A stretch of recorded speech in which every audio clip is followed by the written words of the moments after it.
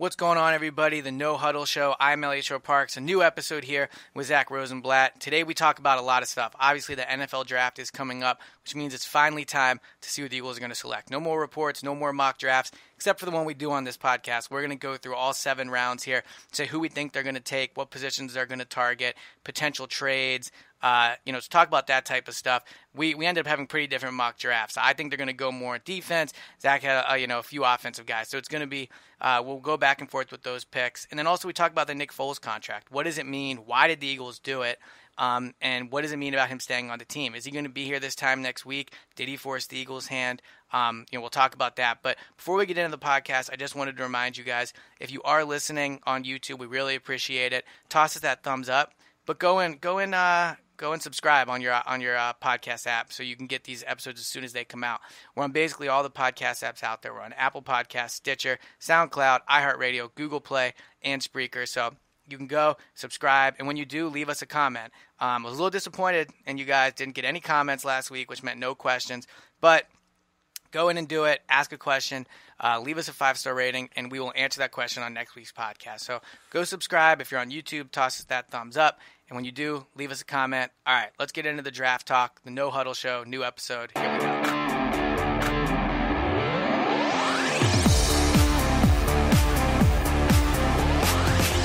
All right, what's going on, everyone? Eliot here with Zach, the No Huddle Show. Finally, the week of the draft. Like I've said on the last few pods, it feels like it's really creeped up, and all of a sudden it's here. But, today's Tuesday, so just 2 days from now, we'll be back at the NovaCare Complex for the draft. And we're recording this one at NovaCare, so it feels like last season's kind of, back in the swing of things. Happy to be back at NovaCare recording. You're actually heading to Dallas later today to go to the draft. Still a lot of confusion at the top of the draft. Not that it impacts the Eagles a ton, but like you were saying a few podcasts ago, I can't remember the last time we had a draft with so much uncertainty at the top.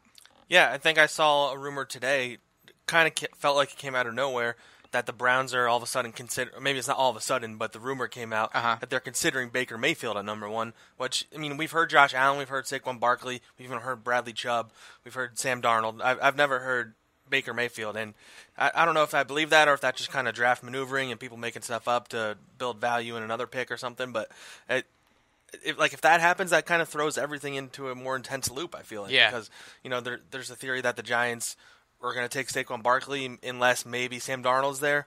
So now all of a sudden you have Sam Darnold and Saquon Barkley there, and then I just think everything will get thrown for a loop, and it's kind of exciting. I think it'll calm down after the top 10 once all the quarterbacks go and kind of that rush on, we need to get our franchise quarterback happens. Teams maybe overtrade to move up. Maybe Lamar Jackson gets picked higher than we all think he does. So it's exciting. Well, it's interesting too. Because 2 years ago, we all knew Jared Goff and Carson Wentz were going to go 1 and 2, and really we knew who was going to go 1 and who was going to go 2. 3 years ago, Jameis Winston, we knew was going to go to the Buccaneers. We knew Marcus Mariota was going to go. The whole getting Mariota thing was a little before your time on the beat. I remember that. Yeah, I remember that. You were a college guy. Chip Kelly wanted him to sell the farm for him. Exactly, right? And I thought he should have, and he tried, but he didn't get him. He's a guy. Yeah. But regardless, to me, just a quick take I wanted to talk about before we get into the Eagles. Obviously, this isn't a Giants podcast, but again, we were talking about this on the way up to record. The fact that the Giants might take a running back at 2, to me, just boggles my mind. And I've said a lot of things about Howie, but I could say with certainty you will probably never find Howie take a running back with the top 4 or 5 picks just because the value's simply not there. And if you're the Giants and, you look at the other teams in the top 5, they're probably all going to take quarterbacks. Even the Broncos might take a quarterback. So if 4 of the 5 teams in the top 5 are going to take a quarterback, why are you the only one not taking it if you're the Giants, especially when you have 37-year-old Eli Manning there? Who, yes, is a 2-time Super Bowl champion, maybe a Hall of Famer, but let's be honest, has never been a regular season champ. This guy doesn't consistently lead to the Giants to the playoffs. He doesn't consistently get them 12 wins, and he's 37. So I just think it would be such a massive mistake for the Giants to take Saquon at 2. And I have all these Eagles fans in my mentions if they take Saquon, the Eagles have to deal with him for the next, 10 years. Trust me, if the Giants take Saquon, you won't be dealing with the Giants at all because they will be a middle-of-the-road team again. And 45-year-old quarterback. Right, exactly. What are they doing? in 2 years, they'll be talking about getting a quarterback again, and they probably have to either trade up for one because look, they're not going to be in the top 2 every year with Eli, but it's hard to move up from 10 or 11 to 2. That costs a lot of picks. So if I'm the Giants, I would simply go at 2 and take the quarterback. My guess on the top 5 before we get into Eagles is I still think Darnold goes number 1. I think Saquon goes 2. Mayfield goes 3. 4, I'm a little torn on. I guess I would probably say Bradley Chubb, although I am kind of in the camp of the take 2 quarterbacks if you're the Browns and just hope you hit on one. You might as well because they've struggled so hard. Exactly. 5 at the Broncos. I still think that could be a quarterback spot. Josh Rosen wouldn't surprise me there.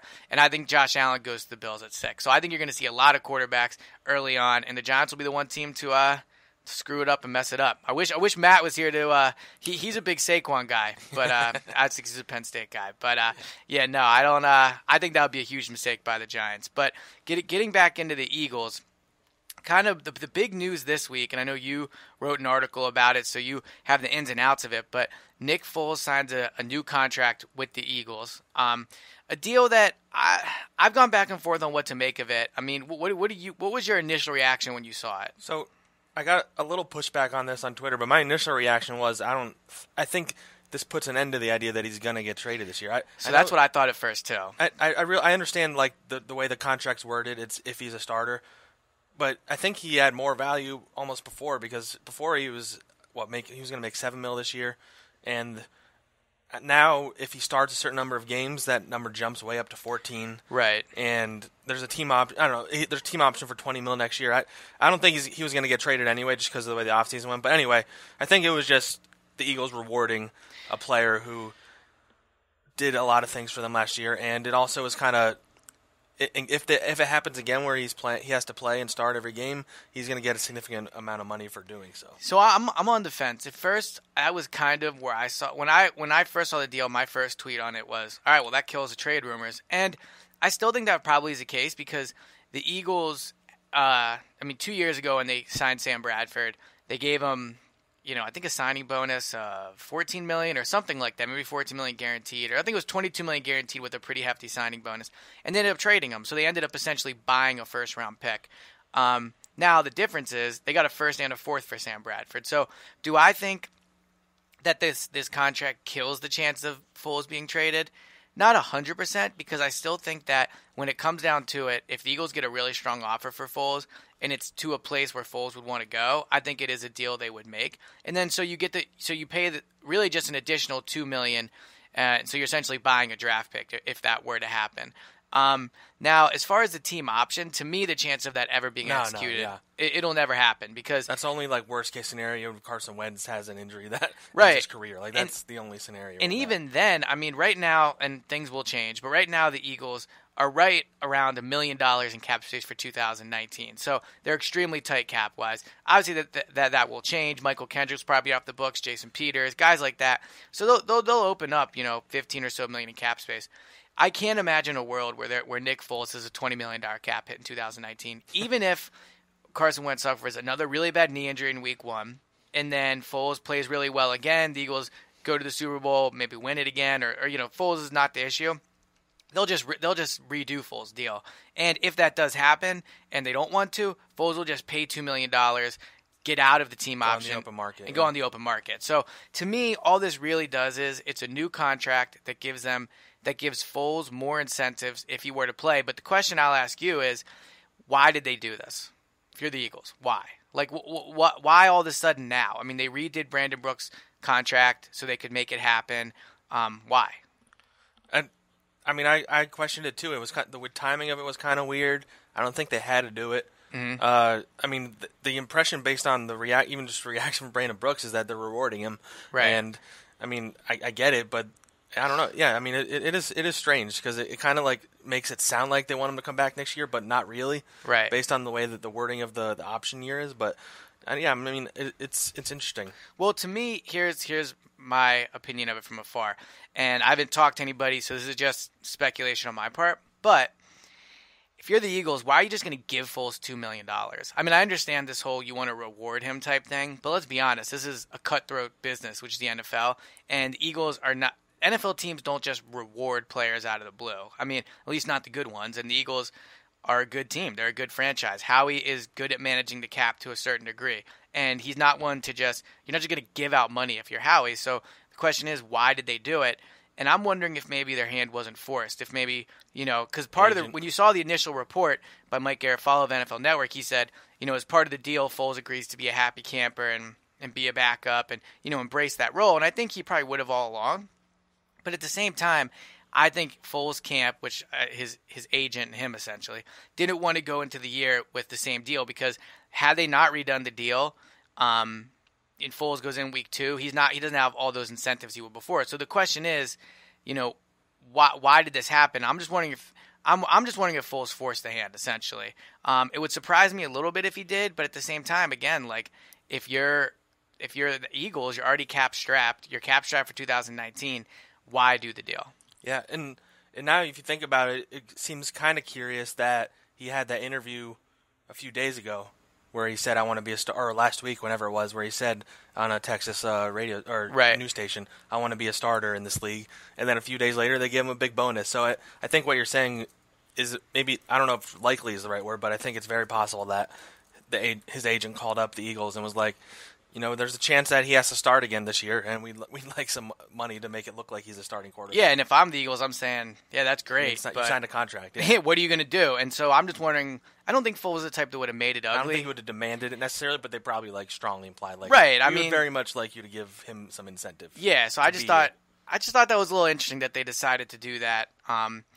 But, I mean, look, we haven't seen the cap hit for Foles yet for this year. It's going to go up because of the signing bonus. It's not going to go down. So he was at $7 million before, so he's going to eat up another $1 million or so in cap space.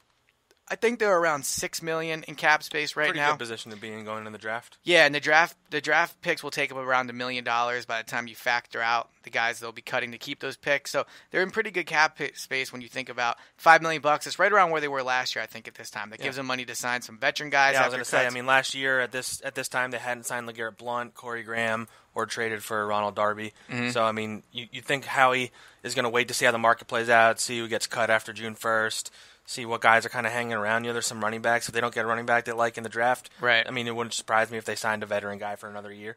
All right, so speaking of running backs, let's talk about this because Howie Roseman and Joe Douglas talked last week, and they kind of talked a little bit out of both sides of their mouth, which isn't surprising because that's what their job is at this point. They don't want to give away. Don't want to show their hand. Right, they don't want to show their hand. They don't want to say anything that'll make people think one way or the other. Well, it's funny. I think we talked about this last week, but we both kind of had the same reaction. Like the initial comments, we kind of grabbed onto, whereas a lot of other people grabbed on. Well, Joe's initial comments where he said, you can get a running back later in the draft, whatever. And then later he kind of backtracked and said, if there's a guy that's good enough, we'll draft him in the first round. Exactly. And to me, the more I've thought about it, I don't think they're taking a running back in the first round. And I couldn't have been wrong just because they're in a position of luxury where they can just take their best player. But I think I just don't see them using – I mean, Joe Douglas, you look at Howie's draft history. I can't even think of the last time he took a running back extremely high. I mean, I'm looking at his moves now. Let me find it. I had it written down.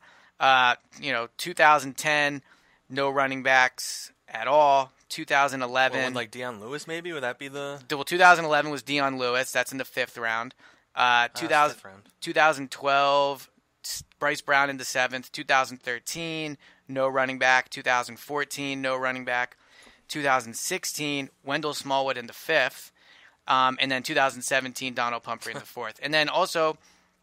Joe Douglas, he was a part of the Bears when they drafted Jordan Howard late. So I just think that when you look at these two guys and what they value, they've shown time and time again they're willing to kind of patchwork the running back position. And I think that's the right way to do it. And although, yes, they do need a running back to develop down the road, I think they view this running back position as something they can just plug and play. So they don't need a running back for 2018. They have J.J. and Corey Clement. But I think if you're talking about the number 32 overall pick, that's a prime asset, and I don't think they use it on a running back. So all this talk about Darius Geis, Sonny Michel, I think is how you pronounce his name. Yeah, out of Georgia. I mean, I just don't see it. I think if they trade down into the second round, possibly, but if they stick at 32, I don't think it's a running back. I honestly, you talked about this a little bit with the Saquon Barkley thing. Like, just historically, there's just time and time again proven that you can take a guy later who oftentimes is ready to come in and play right away. So I don't even think it's necessarily locked that they draft a running back at all. I agree. In this draft, honestly. And it wouldn't surprise, like I mentioned, if they didn't draft a running back and they signed, there's some veteran running backs that are interesting on the free agent. C.J. Anderson's a free agent. Mm-hmm. Like, they can sign a guy for a year to have him fill the LeGarrette Blount role, wait till next year, draft a guy in the second round next year, and have him step in with Corey Clement. I just think there's just so many running backs out there, and you just don't need to use a valuable asset on when you could use that on another position and add a running back later, and then you have both those positions as opposed to using it higher on a guy that you can get late. I don't know. I've been very anti-draft running back early for a few years now, and I think it's been proven that's the right take. And I mean, look, like, excuse me, sorry, we don't know all their top 30 visits, but as of now, I think 20 or so have been reported. Only 2 have been running backs, Darius Geis and Rashard Penny. And I think they brought Ronald Jones in, actually, if I'm not mistaken. So that's 3 running backs. Pardon me. That's 3 running backs that they've brought in. I mean, they met with a bunch at the Combine. Ronald Jones, Royce Freeman out of Oregon. Bo Scarborough, a guy that I think if he's there late could be a pick for them. Here's your guy. I know you think. Nyheim Hines out of NC State. And then Mark Walton out of Miami. So they have shown interest in, using these – using formal interviews at the Combine, using top 30 visits. I think there's interest there, but again, I just think when it comes down to it, they value so many other positions more than the running back position. First, actually, before we move on, you talked to me a little bit about Nyheim Hines, but why do you think he's a fit for the Eagles? I mean, I know you've reported that they've shown a lot of interest. I mean, what is it about him that you think the Eagles would like? Well, I think right now they need a run. I know Corey Clement showed some flashes of being a really talented receiver, but throughout his football career, he hasn't really been a pass catcher out of the backfield. Well, 100 yards in the I know. Super I'm Bowl. saying that's what I'm saying. He's shown some Right. ability, and maybe that he's going in that direction now. But I think they could really use like a third running back who's a good pass catcher out of the backfield. Nyheim Hines, he's small. He's like 5'8", 190. And is he that? I don't know if he's that much different than Donnell Pumphrey from last year. To be honest, it seems like he's evaluated as a better talent. But he also adds value as a returner. He was a really good returner in college. Yeah. So, and they need a returner. I think he would be an interesting guy if they can get him in the best case scenario. You get him in the 5th round. If they had a draft in the 4th, I think that'd be okay value. He's good enough that I think he could develop into a guy that pairs up with Corey Clement next year and a veteran.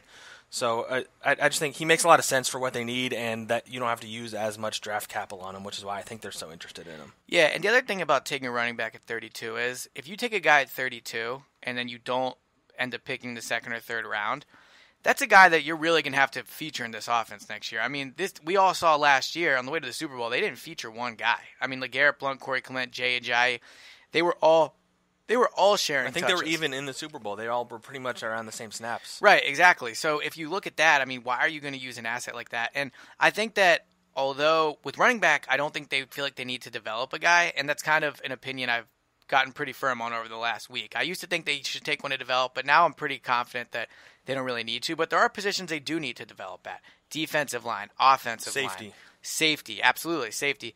Maybe even receiver, depending what they still think of Matt Collins. I mean, and tight end. So there are positions where I think that you take a guy that you think could help you now, but also a guy that you think in 2019 is going to be playing a lot. And that's something Howie said earlier this week when he talked about how, look what they did with Sidney Jones. Sidney Jones sat for a full year as a 2nd-round pick, but now, they essentially are – Sidney Jones is essentially a rookie, and they're getting him on. It was a Sixer-style redshirt. Maybe they're going exactly. through that model now. You get a guy whose value is taken down because he might miss some games his first year, and he comes in and stars the year after. So I think I would be shocked if they don't draft at least 1 or 2 guys in this draft that are kind of like fit that mold. Maybe not necessarily injured, but you're not going to play them for a year. All right, so speaking of which, now that you've brought that up, let's just get into our 7-round mock draft. So we're just going to go through our mock draft, our predictions.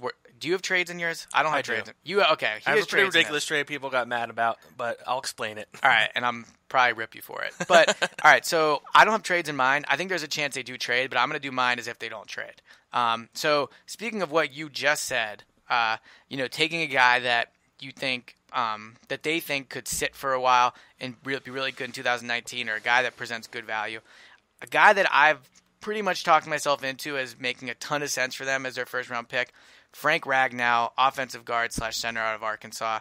A guy that didn't play in 2017 because of an ankle injury, but had he played, would probably be top 15, top 20 type pick. At one point, he was considered one of the best offensive linemen, regardless of position in college football before that injury. He can play all 3 interior line spots. Jason Kelce, I was shocked when I looked this up. Only been in the league 8 years. Feels like he's been here for forever. But still, I think he's a guy that his days in Philly are kind of numbered. He almost got cut last year. Oh yeah, almost got traded last year. Wisniewski, a little on the older side, played really well. Obviously, Brandon Brooks are set at one spot. So I think, Ragnow, 6'5", 309 pounds. And this stat I thought was pretty surprising. 33 games, 2,600 snaps prior to his injury. Didn't allow a single sack. So has really, proven it at the college level. Is a value pick because if he played last year, he probably isn't there at number 32. And he's a guy that can sit for a year, you develop, and then you plug him in 2019 along really an offensive line that I think is top of the list of positions they need to develop and prioritize. And it fits their mold of valuing certain positions. They like to invest high assets and high money into defensive line, quarterback, and offensive line. So I think it's going to be an offensive lineman or a defensive lineman. When I look at the way the board's going to shape out, I think Frank Ragnow, as of now, is going to be, in my opinion, if he's there, their first-round pick. Yeah. Before we talked about him this week, I'd never really heard about him before you mentioned him, and I started reading up on him. And it sounds like he's really athletic and playing multiple positions, and it seems like he's rising draft board. So that's a very intriguing pick. All right, so you would have traded yours. So yes, and I'll go into it saying this trade's not going to happen. I know it's ridiculous, and the Eagles would probably have to give up more. The Eagles would have to give up more than I initially put on here. I was just trying to kind of have some fun with it, but we all know how he wins every trade. Exactly. So. What can't he pull off? Let's hear now what he's going to pull off. So what I have down, and again, the Eagles would have to give up more for this to even be remotely possible. But all right. So the Colts have like 1 million draft picks. I just want to list off their first 3 rounds. They have 6, 36, 37, 49, 67. That's a lot in the top 70. And I just thought if there's a guy that they really, really want at the end of the first round, they have enough draft picks they can trade multiple and still have a lot of picks available. So again, the more Frank Reich helps him out. Frank Reich. Okay. So those 2 second-round picks, 36 and 37. 36 and 37 for 32. I know. Little unrealistic, but all right, we'll just go with it. You do get the 5th-year option. The Eagles would have to put more into the deal, and I realize that. I should have included that. If something like this is going to happen, it won't. Well, just for fun, let's go ahead. Who'd you have at 36? We can talk about potential second-round guys. I had Tyrell Crosby, an offensive tackle from Oregon. All right. And I had safety Jesse Bates from Wake Forest. With Crosby, he's kind of raw, but he's very athletic. I think he's pretty highly regarded, and he's a guy that would sit for a year, learn from Jason Peters, then compete with Hal Vaitai next year. I'm not going to try and say his first name. Halapoulivaati Vaitai. All right. So I really like him and his potential. I don't know if you want to use the number 32 pick on him. The Eagles might have to if they don't trade back, kind of thing, if they like him enough. And then Bates. He had a big Senior Bowl, too, if I'm not mistaken. They like their Senior Bowl guys. And then Bates I really like. He has the ability to play right away, I think, on special teams and help, and he can cover the slot a little bit. He's got pretty good size, and I don't have his numbers in front of me, but he had pretty good numbers at Wake Forest, and I think he's a guy that would be intriguing as developed to replace Rodney McLeod and Malcolm Jenkins, sort of. What do you think of those players? So, Crosby I like. I think, again, kind of on the same note of who I took with Ragnow, I do think they need to draft and develop an offensive lineman. Tackle specifically, although it is funny how we all think that when Vaitai played pretty well last year and helped them win the Super Bowl. Yeah. And then you have Lane. So, I still think, though, and I can't believe I'm going to say this, but they do like Taylor Hart as a potential development guy. So, they do have some pieces there at tackle outside of Jason Peters. But I agree. I think that tackle is a position they haven't invested a lot. They haven't recently, at least. Draft capital, yeah. Yeah, so I do think the offensive line's a high chance with their first pick. They trade out at 32 especially. Bates, a guy, I think, again, we've talked about this, but they need to develop a safety. Malcolm Jenkins or Rodney McLeod. They're not old, but they have a lot of their cap hits really go up in 2019. They've never really developed a safety behind them. There were those rumblings they were willing to trade Malcolm last year. Obviously, I think things changed a little just because he proved to be the captain on the Super Bowl team. But Bates is a guy that I think could play corner, has the big size that they like out of him. I think he could fill in that Corey Graham role as a rookie. That was a role we talked about Darryl Worley playing, but now obviously he's not here. So I think Bates would make sense as both a developmental guy and somebody that you could play right away. So in that fantasy world where they get those 2 picks, I think that would be a good I one. live in a fantasy world. So all right, there we go. So do you have them stealing a 3rd-round pick as well, or no, not until the 4th? They get picks in every round now. Yeah, exactly. The Colts just give them all the picks for number 32. Frank Reich really enjoyed his time here. Exactly. All right, so 4th round, number 130 overall. Here's a guy, all right. They have shown a little bit of interest in him. I think you reported that they worked him out. They haven't brought him in for a visit, I don't believe. But P.J. Hall, defensive lineman out of Sam Houston State. I think they need to draft a defensive tackle. I think that although they have Fletcher Cox and Timmy Jernigan, the third tackle spot's basically a starter. Whatever you think of Elodie Nada, he's not going to be here in 2019. He will probably be retired in 2019. So then you're talking about Elijah Qualls, Destiny Vallejo, those type of guys that you're developing. I think they like them, but I don't think they're crazy about them as they used to be. I think they soured on Vallejo last year. And Qualls, I mean, yeah, he was a 7th-round pick, but he didn't play at all last year besides that Dallas game. And the Eagles have shown they're willing to play rookies. I mean, look what they did with Corey Clement. So I do think that they need a defensive tackle. I wouldn't even rule out defensive tackle at 32 if they stay there. P.J. Hall, 60 tackles last year, 19 for a loss, 6 sacks, 1 forced fumble, and an interception. So kind of did it all. One thing Joe Douglas said was when they look at small school guys, they want guys that have dominated, and he did do that. Yeah. And then one of my favorite things about Hall, and I think the Eagles will really like it, 14 blocked kicks while he was in college. It's ridiculous. Yeah, which is insane, and that means he's going to be able to play right away on special teams. And I think the special teams took a bit of a step back last year at the beginning of the year, so I think you'll see them invest a little bit more in it. So my pick in the 4th round, P.J. Hall, defensive tackle, Sam Houston State. Well, it's funny. I actually have him at – I have the Eagles picking him at 132 a couple picks later. So you have him falling. Yeah. Falling, yeah. Yeah. But I'm really high. I mean, I'm not going to lie and pretend like I've watched a lot of his tape, but, like, you look at those numbers, and, I mean, I have his pro day numbers here in front of me. He ran a high 4.6s. He's over 300 pounds. Yeah. 40-yard dash. And he had a 38-inch vertical. And I think his bench press, 36 reps on the bench press. Like, this dude's a physical freak of nature. I know that doesn't always pan out when you just draft a guy because he is a physical freak.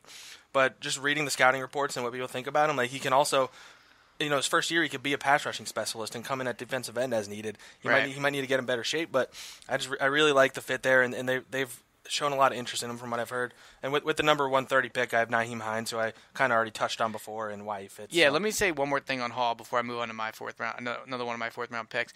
Hall fits a nice combination for them of production, which I think last year you saw in the draft they really valued. Derek Barnett, all-time leading sack guy at Tennessee. Donald Pumphrey, ton of production. So I think Hall fits the combination of small school guy that dominates, tons of production, but also a freak athlete. So I do think he will be high on their board. So you had them taking the running back. You already talked about him. But so as of now, you have them going offensive tackle. Your second pick was a safety, then Hines, and then DT. And then defensive tackle. All right, well, so for my pick, this is only my 3rd pick. 4th round, number 132. Kaiser White, safety out of West Virginia. From everything I hear, they really like him. They've shown they like West Virginia guys, even though that hasn't really panned out, a ton. Good size for a safety at 6'2". I was reading some scouting reports, and some teams thought that he might play linebacker, and I think he's a little undersized for that, but it just speaks to how physical he was at the line of scrimmage. And important thing to remember is last year, according to Pro Football Focus, Malcolm Jenkins was not lined up at linebacker, but in a linebacker-type setting, 42% of his snaps. So I think that if you're talking about developing a guy to take over for Jenkins, I don't know if White has the man coverage skills. He could or he could not. You don't see that a lot in his scouting reports, but I do think White does a lot of the same things Jenkins does, very physical player, and they've shown they like West Virginia guys. So 94 tackles, 7.5 sacks for a loss, 3 interceptions last year, good production, good size. I think he makes a lot of sense for them. And again, to develop a safety. So that's my 4th round pick. Who do you all right, so 5th round now, right? That's where you're at? All right, where are you at? Fifth round, pick 169. Who you going with? I know you've been big on this guy for a while. I have them taking Dalton Schultz. Oh, man, that's my pick. Oh, same pick? Okay. So I'll go first on why I think so. I mean, beyond the fact that he's close to Zach Ertz, I think they've worked out with each other. Yep. They need a blocking tight end. Like, they don't have one right now. Richard Rodgers is not that. Billy Brown is a preferred wide receiver. He probably never had a block in college. Right. So I think he makes a lot of sense as a guy that can come in and develop. He'd spend a lot of I know maybe it's overhyping a little bit, but I think it is valuable to have a guy who comes in with a pre-existing relationship with a guy he's going to learn from. Yeah. And, he's not a great pass catcher. I think he had 22 catches his junior year, and 22 is junior, 23 is sophomore year. 22 last year for 5 212. total touchdowns. Yep. So he's not really a pass catcher, but I think he can catch it if need be. Yeah. But he comes in his value is as the replacement for Brent Selleck, and you have him under contract for a few years, and him and Zach Ertz kind of pair up, and they have that chemistry already. And I think that's very intriguing, and he's kind of the perfect fit for what they need. Yeah, I agree with all that. The only thing I would add is, like you mentioned, probably the best blocking tight end in the draft, which allows him to get on the field right away. I think when you look at the tight end position, how many are they going to keep? So you're going to have Ertz, you're going to have Richard Rodgers. Presumably, I would say like 95% as he's going to be on the roster. So that's 2. Last year they carried 3. They weren't willing to carry 4. They might do it this year just because I don't know for sure they'll keep 4 running backs. I mean, they had 5 last year actually. So, and maybe I don't know what they'll do at receiver, but yeah, I think there's a world where you could have Schultz and Billy Brown on the roster if Brown has a really good training camp. But I think Schultz is the guy that can come in, play right away. And I agree with you on the Ertz thing. I do think that will help him as a receiver. All right, so we agree on the 5th round pick. 6th round, I'm going to go first in case you're copying me again. 6th round, I have Tremont Smith, cornerback out of Central Arkansas. Do you have him? No, I don't. All right, perfect. Same position, but all right, so here's a guy that, again, smaller school, 41 tackles, 5 interceptions, 11 pass breakups. Good size at 6 foot for a corner. Not 6'2", 6'3", but still decent size. And again, kick and punt returner. He's shown the ability to do that. He has the potential to help him in that area.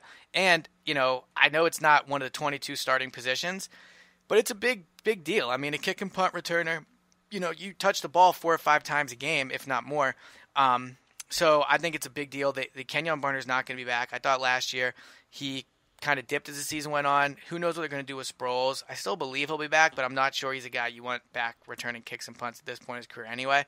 So I think Tremont Smith could help you in that role, also develop as a guy just in case one of your top corners don't work out. So I think that's my 6th round pick. Tremont Smith, cornerback out of Central Arkansas. Mine's a similar idea. I had Greg Stroman, the corner from Virginia Tech. He's extremely productive. I know you talked about the Eagles love bringing guys in that showed a lot of production in college. He had he had 9 interceptions in his last 3 years, including 2 defensive touchdowns. Right. He's a really good kick returner. He had 4 punt and return touchdowns in his career. And if you just look at the scouting reports and the numbers, like he's a pretty good cornerback. He's just small. I think he weighs like 180 pounds or 170 pounds, so he has to bulk up. Yep. But they don't need him to come in and play right away at cornerback. And I think he's a guy that maybe has some talent to eventually become a player at corner, but even more than that, he can come in and play. They like guys who can come in and play right away, and he can do that he can step in as their punt returner. Yeah. So to me, it's interesting the whole cornerback position because on one hand, you would think they don't need one at all. On the other hand, they've shown a lot of interest in guys, and I wonder if that maybe is a sign that a trade is coming. We're going to talk about trades in a few minutes, but or just that they don't plan on re-signing Darby. Also. Right. Yeah. And then Sidney Jones, even though I'm very high in him, didn't play at all last year, coming off an Achilles injury. You don't completely know. Top 30 visits, they brought in Mike Hughes, Dante Jackson, Tremont Smith, who I just mentioned. And then they had a ton of formal interviews at the Combine. Jair Alexander out of Louisville, Duke Dawson out of Florida, Tavares McFadden out of Florida State. So they've shown interest in cornerbacks. And I think you're going to see them take at least 2 secondary members in this, whether they're safeties or corners. It wouldn't surprise me at all if you see a lot of secondary taken in this draft. For my 7th round pick, so you only have one more pick left, right? Yeah. All right, so mine, I only have one pick left too. 7th round, 250. Jeremy Reeves, safety out of Southern Alabama, really, really killed it at the Senior Bowl, and they value Senior Bowl production or performance. I mean, guys that go there and do well, the Eagles normally show interest in. And then he has the stats to back it up. 104 tackles, 7 sacks, 3 interceptions in 2017. A little undersized at 5'11", which is probably why he falls, but at 205 pounds, he's got the muscle mass there. I think if they don't take a safety early on, you could see them really take him to develop. Guy. Yeah. So that kind of caps off my draft. Who was your last pick? So I don't have a running back. I've been kind of sticking with this guy in my 7th-round mocks. I have Jermaine Carter, linebacker from Maryland. Yep. He's a guy that they had in for one of their official visits, which kind of says a lot considering he's projected by many to either be undrafted or a 7th-rounder, and that means they at least were interested enough in him that they wanted to watch him. I think it means they're extremely interested. Yeah. It's just a matter of if he's there or like there's got to be something there, and he's pretty undersized. I think he's 6 foot and 230, which isn't ideal. But at that point in the draft, there's a reason why those guys are falling that far. He was extremely productive at Maryland. I think he had over 300 tackles his last 3 years, almost 30 tackles for loss, 10 sacks, interception. He's kind of a playmaker and a guy that will fly under the radar. And at minimum, he can be, an insurance for Jordan Hicks getting hurt and a special teams contributor, and at best, maybe becomes a contributing player down the line. So I think he's a guy that you take a flyer on in the 7th round, and if he doesn't stick, you cut him. Like, it's not that big of a deal. Yep. All right. So to recap, I don't have any trades in mind, but for now, assuming they don't make any trades, Frank Ragnow, so I have a guard, a defensive tackle, a safety, a tight end, a cornerback, and a safety. So I have a secondary heavy draft, but I think it fills a lot of needs. You have that ridiculous trade with the Colts, and then what'd you end up with? Then I have Tyler Crosby, Jesse Bates with those 2 Colts picks, P.J. Hall, Nyheim Hines in the 4th round, Dalton Schultz in the 5th, Greg Stroman, corner in the 6th, and linebacker Jermaine Carter in the 7th. All right, so maybe we'll get one of those right based off what actually happens. Between all the players we both just exactly, drafted. Yeah. All right, so before we wrap this up, I did just talk about trades. Even if we're not talking about trading number 32 overall for more picks, I do think you'll see a very active trade market with the Eagles. Someone tweeted me over under 2.5 trades for Howie. I'm taking the over. If you told me they didn't select at any of their current slotted positions, it wouldn't surprise me. I think you're going to see Howie wheel and deal a lot, combining picks to move up, moving back a slot or two to pick up another pick late. Joe Douglas clearly values late round picks. He mentioned last week how in the Super Bowl 22 starters were 3rd round and later, so I think that they will value those picks. On the current roster, who do you think are the candidates most likely to be traded? So it's interesting. I looked up all the draft day trades Howie Roseman has made since 2010 when he was officially named general manager. Right. 23 draft day trades, which is really a lot. In how many years? And that's about almost 3 per year. Right. So take the over. So the interesting thing is they really haven't traded players on draft day very often. It's either the week before or a week or two after, and you get a conditional pick for a guy. I think the only one I could find that was on draft day was when they traded Bryce Brown to the Bills for a 7th round pick. They traded Asante Samuel to the Falcons a day before the draft one year. Mm-hmm. But I think that's interesting. I don't know if it necessarily predicts future transactions, but I found that interesting. But yeah, I think the obvious one is Michael Kendricks. He's eternally on the trade block. I mean, people have joked he's been on the trade block for 15 years or something. Exactly. I still think they're probably going to move him. I don't know if it's as necessary right now when you consider they just cleared all that cap space with Brandon Brooks. Mm-hmm. But if they can get a 5th round pick for him, I don't even know if they can get that high of a pick considering everybody knows he's on the block. But if they can get that, I think they do it. And, besides that, you talked about corner. I think Ronald Darby is someone to watch. I don't necessarily think they're going to trade him, but if they don't plan on re-signing him next year, I think, and if they see a guy, they can get a corner that they like that can come in and play right away, maybe you look at that. Yeah, I think if they take a guy at 32, you could see Darby. Yeah, and then beyond that, I think on a smaller scale, I think there's guys that aren't a guarantee to make the roster that I could see them trading for a conditional late pick, like Isaac Samalo, offensive lineman. He's young. He can play multiple positions. Sucks. Not good, but I mean, they traded Alan Barbie a few years ago for a 7th round pick, not on draft day, but a guy like Wendell Smallwood. He has experience as a starting running back. A conditional Nick Foles. No, we talked about it a little, but official prediction: is he here this time next week? Yeah, I think he is. I think so too. I agree. I don't think they end up moving Foles. There's just too many quarterbacks that are probably going to go in the 1st round for a team to be willing to give up a value or an asset the Eagles are willing to move. So I think he's going to stay here. Darby, I'm torn. I think that he could be traded, but I don't feel very strongly about it. And Kendricks, honestly, I don't think he'll be traded just because every year they say they're going to trade. It's reported they're going to try to trade him, and they never do. So at the very least, until it actually happens, yeah. So I have this feeling that even though the draft lead up to it has been a little boring, I have a feeling it's going to be a very exciting next few days. Lots of new, obviously lots of new players. I'll be in Dallas. Yeah, you'll be in Dallas. I'll be here at the NovaCare enjoying it in the auditorium, enjoying that cafeteria food. So, all right. So we will have a podcast for you. They're going to pick on Thursday. Depending what happens Thursday, maybe Friday. If not, hold it to Saturday and recap the whole thing. But definitely for you at some point this weekend. And, all right, Zach, we will see how many of these picks we get right.